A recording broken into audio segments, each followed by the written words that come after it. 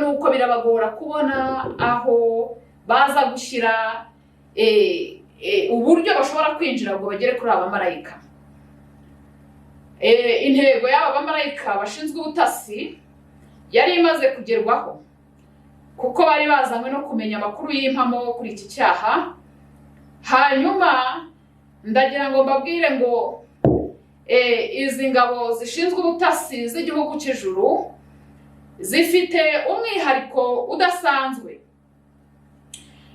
Ubu butasi bwabo butandukanye cyane n'ubutasi bumenyerewe mu isi, kuko izi ngabo zifite ibintu bibiri by'umwihariko twavugaho. Izi ngabo zifite muri zo kwihindura no kwihinduranya, zikisanisha cyane n'intego izizanye mu butasi. Ikindi ubwazo niho musanga ko izi ngabo zo ziza mu isi zaje zambaye imibiri y'abantu kandi zifata ishusho y'abagabo, kuko zari zije kureba ubutinganyi bwakorwaga n'abagabo ku bagabo, mbese bwakorwaga n'abantu bahuje ibitsina. Hanyuma izi ngabo zifite n'undi mwihariko wo guhindura ikintu cyangwa umuntu uwo ari we wese uza ugasanisha n'intego izizanye mu butasi zijemo. Aha niho tuza gusanga ko izi ngabo zateje ubuhumyi abagabo bo muri uyu mudugudu bari baje ngo baryamane nabo, babahindura ubuhumyi, kuko igitondo gicya bwakeye buri muntu wese aza atora impumyi ye ayirandase ayicyura, bigaragaza ubudahangarwa n'ubushobozi bw'ikirenga izi ngabo zishinzwe ubutasi z'ijuru zifite. Muri iri jambo ndagira ngo mbabwire ngo Uwiteka Imana ufite umwuka abantu bahumeka mu biganza bye avuganye namwe aya masaha ngo nk'uko yaje i Sodomu n'i Gomora, ubu niko amanutse mu isi, kandi yohereje izi ngabo zishinzwe ubutasi kuza kureba iki cyaha cy'abantu basambana bahuje imibiri, bahuje ibitsina, aricyo cyaha cy'ubutinganyi. Izi ngabo zije mu isi ubu, kandi zije zambaye imibiri y'abantu. Niyo mpamvu Uwiteka Imana ababwiye ngo abatuye isi baje kugubwa gitumo n'izi ngabo zishinzwe ubutasi, kuko zije zambaye imibiri y'abantu. Ntabwo muzamenya ko ari zo, ariko zije kuremba iki cyaha kugira ngo gifatirwe ibihano ndetse bikakaye by'igihugu cy'ijuru. Uwiteka Imana waremye umuntu ubwe mu itangiriro yaravuze ngo duhange muntu mu ishusho yayo, agira ishusho nk'iyacu. Bigaragara ko umuntu asa n'Imana. Mu gusa n'Imana hari uburyo Imana yifuje ko abantu babaho, ari nayo mpamvu usanga abantu bakora iki cyaha babikora nkana, kandi bakabikora bihabanye n'umugambi cyane Uwiteka Imana yashyizeho arema isi, akarema n'umuntu mu ishusho yayo. Iki cyaha kandi kije mu isi kikaba kitumye ingabo z'ijuru zishinzwe ubutasi zimanuka.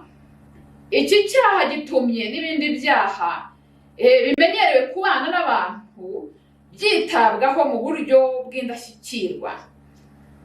Ibi byaha twavuga nk'ubusambanyi busanzwe, twavuga ubwicanyi, twavuga uburozi, twavuga ubusinzi, twavuga ibyo gukora iby'isoni nke, twavuga ubujura,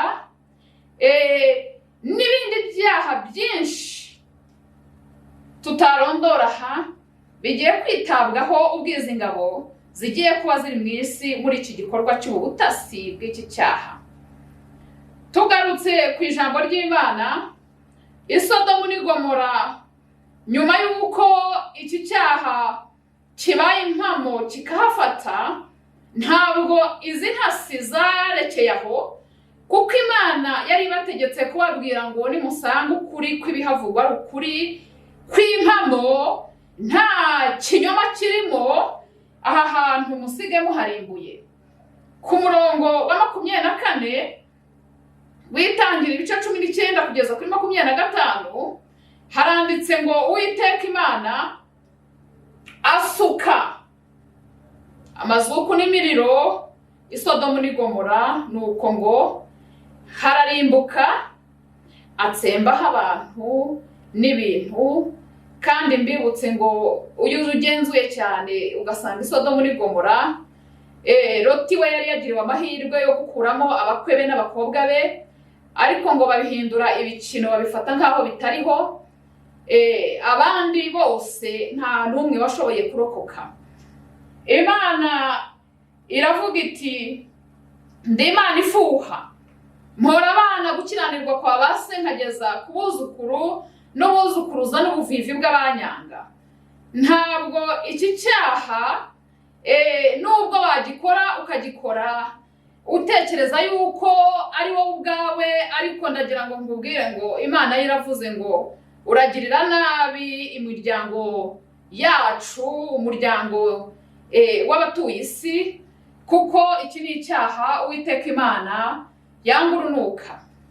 Akongera akavuga ati imibiri yanyu mwayihinduye ibizira mu maso yanjye, mbabona nk'abantu batakiriho, kuko mwaciye ukubiri n'umugambi mfite mu kurema isi.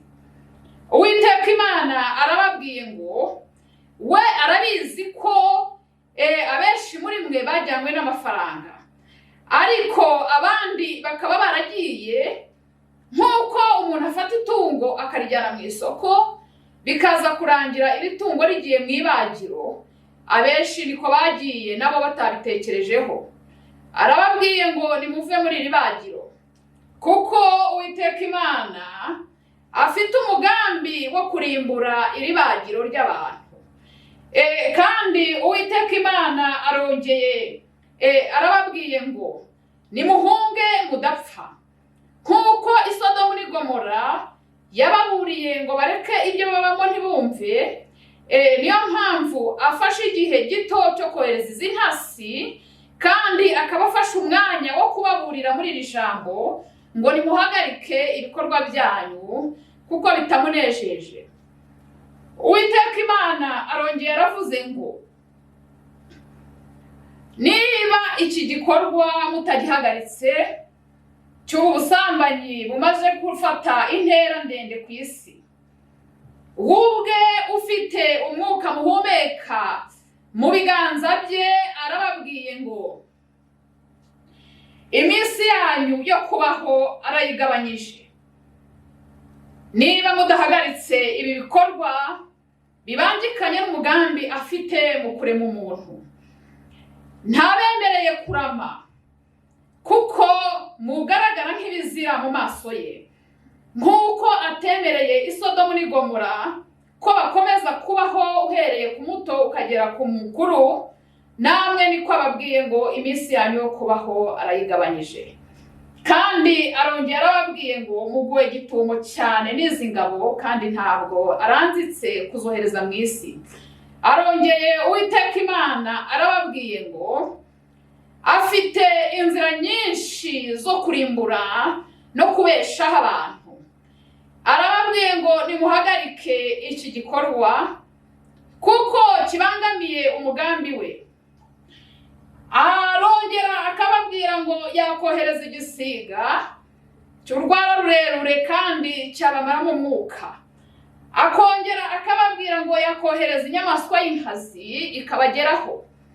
Akongera akababwira ngo yakohereza mugiga igenda amanywa na nijoro.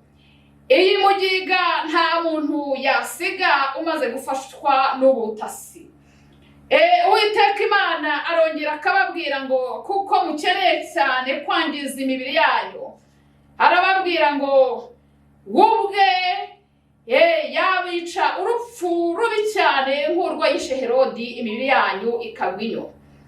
Arababwiye ngo abahaye igihe gito kandi kitari kinini, musubireho mwisubireho mureke ibibi, mukora ibyiza, kuko ntabwo Imana mu kurema umuntu yigeze imuteganyiriza ibibi.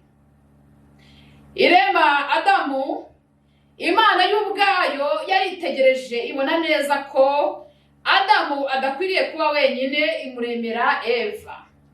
Ntabwo Eva yamuremye ari mubi.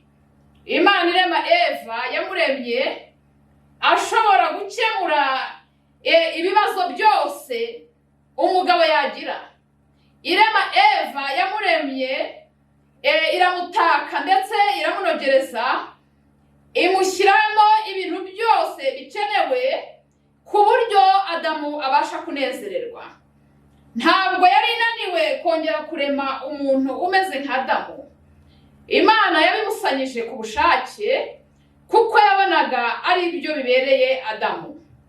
Hanyuma ikongera ikababwira ngo kubibusanya mwe mukabibona mu buryo butandukanye n'ubwo yaremye, muragomye. Muhindukire muve mu bizira, kuko izi ngabo z'ubutasi z'abamarayika zibaguye gitumo. Kandi izi ngabo zizihinduranya ku rwego zizagera no kuri bya byaha bindi twavuze, aho izi ngabo zishobora kuza ku murozi, zikaza zije zimeze zifite ishusho y'umuntu nawe uje kubaza amakuru y'umuntu yifuza ko atabaho, ati mpumuti hari umwanzi wanjye mfite hariya.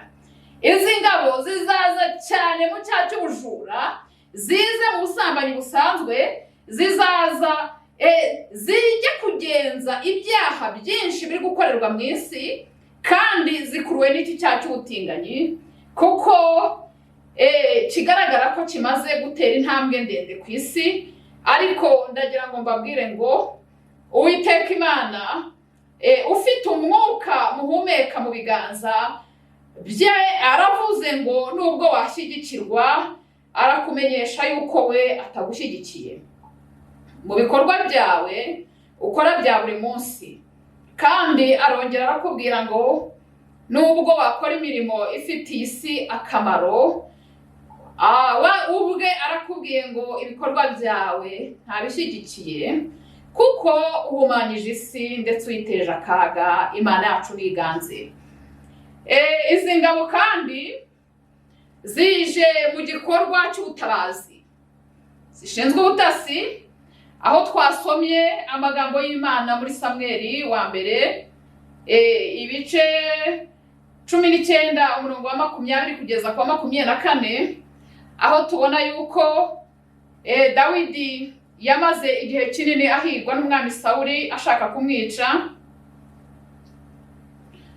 ariko hanyuma igihe kimwe akaza kumuhunga kandi agahungira i Nayotirama.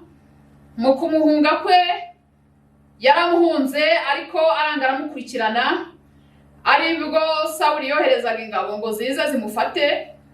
Mu kuza kw'izo ngabo zikaza zamugeraho, aho kugira ngo zimufate zimugirire nabi cyangwa zimuzane, ahubwo zigafatwa n'umwuka w'ubuhanuzi. Ndagira ngo mbabwire ngo izi ngabo zagaragaye muri ubu butabazi bwa Dawidi ni ingabo z'ijuru zishinzwe ubutasi, kuko mu bintu bibiri by'ingenzi biziranga nababwiye ko zifite ububasha bwo guhindura no guhindura no kwihindura no guhindura umuntu uwo ari we wese ushobora kuza akivanga muri ubu butasi. Izi ngabo nizo zahinduye izi ngabo za Sawuli zari zije gufata Dawidi, aho kugira ngo bamufate bamugirire nabi, ahubwo bafatwa n'umwuka w'ubuhanuzi. Ntekereza ko batangiye bakavuga bati Dawidi urahirwa, uzaba umwami wacu, uzatuyobora. Aho kugira ngo bamufate batangira kumubwira iby'imigisha. Nuko Sawuli yohereza izindi ngabo, nazo ziraza, zikimara kumugeraho nazo zitangira guhanura. Abonye ibyo bintu bikomeje kuba kandi birambiranye, Sawuli ubwe arihagurukira, azana n'ingabo zikomeye kurusha iza mbere, aravuga ati ngewe ubwanjye ndaje ndihagije n'ingabo zanjye ndamuzana. Sawuli akimara kugera i Nayotirama ngafatwa n'umwuka w'ubuhanuzi, nawe aratangira arahanura ngo ndetse bugeze nimugoroba Sawuli none hahanura yambaye ubusa. Ndagira ngo mbwire abantu bamaze iminsi umwanzi abajugunyaho ibijugu, nibahumure ubutabazi bwacu buri bugufi, kuko izi ngabo zigiye guhagarika ikintu cyose kije kivanga mu kurwanya abantu cyangwa abandi bantu bo mu bundi buryo butandukanye bashobora kurwanywa n'imbaraga z'umwijima cyangwa imbaraga za shitani. Iyi mijugujugu umwami wacu Yesu ndagira ngo mbabwire ngo aje kuyihagarika kandi akoresheje izi ngabo zishinzwe ubutasi yohereje mu isi. Iyo ukomeje ugasoma iki gice usanga aho Dawidi kandi yaje guhunga ahungira mu gihugu cyari kiyobowe n'umwami Akishi, ariho twasomye mu gice cyaho cya 21 umurongo wa 14, bigaragaza ko yahunze yamara guhunga, yamara kugera muri iki gihugu abagore n'abandi bantu batuye muri icyo gihugu baratangira barabyina batari ko uyu muntu si wa wundi wishe Goliyati. Baravuga bati ni Dawidi, abandi bati siwe, abandi barabyemeza, ndetse iyo nkuru iba kimomo irinda igera ibwami ku mwami Akishi. Umwami Akishi akurikije ubukana n'imbaraga za Dawidi, we ubwe yiyemeza guhaguruka araza, nuko ngo baramugota Dawidi kugira ngo bamwice. Hanyuma bakimara kumukota, ndagira ngo mbabwire ngo izi ngabo z'ubutasi zigendana n'abantu b'Imana zije kandi mu isi kuza kugendana n'abantu muri ubu buryo. Izi ngabo nizo zahise zikora ku bwonko bwa Dawidi, mu minota mike cyane zimuhindura ikindi kintu. Zikimara guhindura Dawidi wahigwaga, Dawidi yatangiye gukora ibikorwa bimeze nk'iby'abasazi. Atangira guharamba ku nzugi, atangira gucira inkonda ngo zitemba mu bwanwa. Mbese Dawidi bazi w'umunyembaraga ahinduka ahubwo undi muntu udafite agaciro. Izi ngabo zishinzwe ubutasi nizo twasanze muri iki gihe cya Dawidi zaraje mu butabazi, kuko mu ntego yazo izizanye mu isi zizanywe no kugenza iki cyaha cy'ubutinganyi n'ibindi byaha, ndetse zikaba zije mu butabazi bw'abantu shitani ahora ajugunyaho imijugujugu. Imana yacu nidufashe. Ndagira ngo mbabwire ngo ni habeho guhindukirira Imana, habeho guhagarika ibi bikorwa Imana yacu ibona ko ari urukozasoni, nubwo byagaragara bamwe ntacyo bibatwaye, ariko Uwiteka Imana we aravuze ngo ibi bikorwa, iki gikorwa cy'ubusambanyi bw'abantu bahuje imibiri, nubwo cyashyigikirwa, ariko Uwiteka Imana ufite umwuka duhumeka mu biganza bye waravuze ngo nigihagarare, kugira ngo isi igume nk'uko yayiremye, kugira ngo umuntu yaremye agume mu mudendezo, kandi kugira ngo umuntu yaremye ahuze ubuzima n'umugambi Imana yacu ifiteho. Imana yacu niganze. Nkaba ndangije mbashimira yuko hari impinduka zigiye kuba mu isi ku bw'iki cyaha kimaze kugira ubukana, ndetse kigateza Imana yacu uburakari ku rwego yongera kohereza mu isi izi ngabo z'ubutasi zije zambaye imibiri y'abantu. Imana yacu nidukomeze kandi iganze imitima yacu.